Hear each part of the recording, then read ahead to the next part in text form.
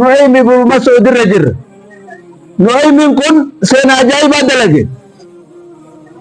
Yahudaa reefu sitti meesantu ka Israa'ilii amma ta'an jirre santu wahum 20 rajul nama diidamatu waraana 10,000 jalabuu jeyshan fi taati khaxatin mudabbaratin min Quraysh.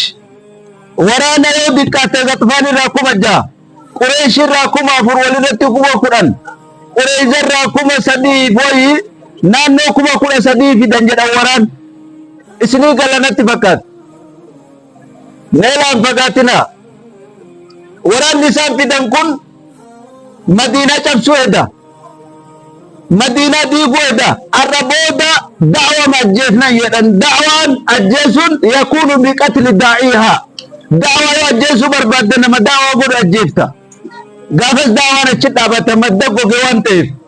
Boombaa oorruu kee keessa ba'u tubboo kudurraa bakkuma isaa bakkuma irra yoo itti balleessita malee asiin kun. Sababa kanaaf Rasuulli waan takkaa Qureeshi sammuu ofirra yaadin malatti baas. Yoo isaan Madiinaa cabsuuf dhufan waan yaada Abbaa Sufyaan irra yaa'intu dura dhufeedhan. Adda Rasuulli qaata mala baasee Madiinaa guutuu boolla qote. Mee fardi tokko haa utaaluu danda'e? Mee fardi tokko haa ba'uu danda'e? Kunuun mala addaati. Bakka silaa fardi gabbu'ee ooluu ba'uu hin dandeenye qote Rasuulli alayhi salaatu wassalaam. Aydan akkana diina mala sitti baasu hokkolteetti hin garsiisin, boottee bira hin deemin, yoo kaawwala si dhukkubullee taate yoo ka hokkoltullee taate diina kee haga bira tartuu qajeeli deem. Eega gara tokko gorte achi booda hokkadhu haga si dhukkube malee isa bira tartee hokkolaan deemin mooyaan deemin. Diina akkasii qaayidan isaa in guban malee diina in guban malee hafuuran baafachiisan lafeetiin. Akkana seeran isaa. Nu'aymi kanatti si deebi'aa waraanni 10,000 dhufnaan wana jaman nifaaq munaafiqni amma ifa galeedhan. Yaquuluuna inna buyuutanaa awraatun wamaa hiya bi'awraa in yuriiduuna illaa firaaraa jedha Rabbi misira munaafiqaa baase. Munaafiqni akki jetteedha yoo diinni Madiinaa guutuu marse. Manni kenna qulla dubartiin adda jirti, ijoolleen adda jirti, hayya manuu godha ittiin galuu barbaada. Rabbi maal jedhaa wamaa hiya bi'awratin qullaan jirtu manni suni in yuriiduuna illaa firaaraa baqatuuf galan jedhe Rabbiin. Baqa dabummaadha malee kun jaynummaa miti jedhe Rabbi iccitii jalaa baase munaafiq. Akka marattu diinaa ka ganda si marse kan haa akkana taatu malee islaamnulleen rifateetuma ta'a. Maal jedha warri Rabbitti amanee haadaa maa wa'adana Allahu wa rasuluhu. Kun waan Rabbiif Rasuulli duraan nu beeylame jedhee namni marri Rabbi irratti hirkatee ta'a. Yeroo kana diina keessaa Nu'aymi jedhaniin warra Gaxfaan keessa jira. Diina keessa jira. Madiinaa dhufee diina diiguu barbaadee dhufe awwal. Rafee hirriba keessatti abbaa isaa ka qabee ibiddatti oofu argeedhan manaama keessa diina keessa jiran. Yoo hirriba ol ka'u diinuma waliin jira. Galgala lammaffaa yoo rawu abbaan isaa qabee ibiddatti oofaa jira. Namni wayii ammoo sun Nabi Muhammad sallallahu alaihi wasallam abbaa ibiddatti hin deemu abbaa san harkaa ibidda harkaa baasaa jira. Yeroo hedduu manaamni kun deebi'ee naan manaama kana hiikkatu deemu. Wanni abbaan kiyya akkasitti manaama keessa ibiddan na oofuuf karaa jallinna irra jira jedhe. Nabi Muhammadin akkasitti abbaa kiyya irraa na qabu sun karaa haqarra jira. Wannummaan Muhammad na godhee allaluuniif dhufeefu takkattiin hin jiru jedhee isaan aman. Nabi Muhammaditti dhufee sallallahu alaihi wasallam. Diina diiguuf dhufee galgala diina masanuu qabatee galuudha. Akka inni ta'ee amanee eega amanee irraa bahee rasuulaan akki jedheen maal isin gargaara? Ree waraana diinaa ka isin marse kana maal isin gargaara jennaan Rasuulli Rabbi alayhi salaatu wassalaam akki jedhaniin ati silaa nama tokko waraanni kun nama 10,000 akka ati gootu fakhaddil anna akka jarri walgantu bichaa godhi jedhee walgansiis.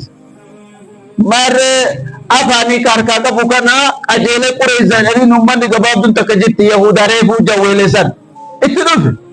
jara na beeytanii jedhan akka Muhammad jibbu eenbeen in jibbitan beena nu ol jibbitay akkan isin jaaladhu beeytanii eenbeen akka ati nu jaalattu maarree ani isinii yaadde jedheen jedhan jaalala isinii qabuuf iccitiin isinitti dhufe namatti nan himina isinin akkina gootan jara na bakkitan isin jirtan tun biyya teessan biyyateen maarree namni waliin loluu eddan nama biyya ambaatin biyya ambaat Qureesh yoo akka tasaa Muhammad isin waliin injifat boojii wal qixa qoodamtanii yoo akka tasaa injifatamte baqattee galti addatti asitti sinafa Muhammad takka takkaan akka hoolaa isin gorraa jedheen jedhan isinii galaami akkan jedhu kun gaafa injifattan boojuu qixxee qoodamtan gaafa injifatamtan ammoo biyyi jaraa waan fagoo taate baqattee galti isin asitti haftan Muhammad takka takkaan isin gorraa jedheen jedhan qaata sodaatti buus maarree sodaattee wayite jarri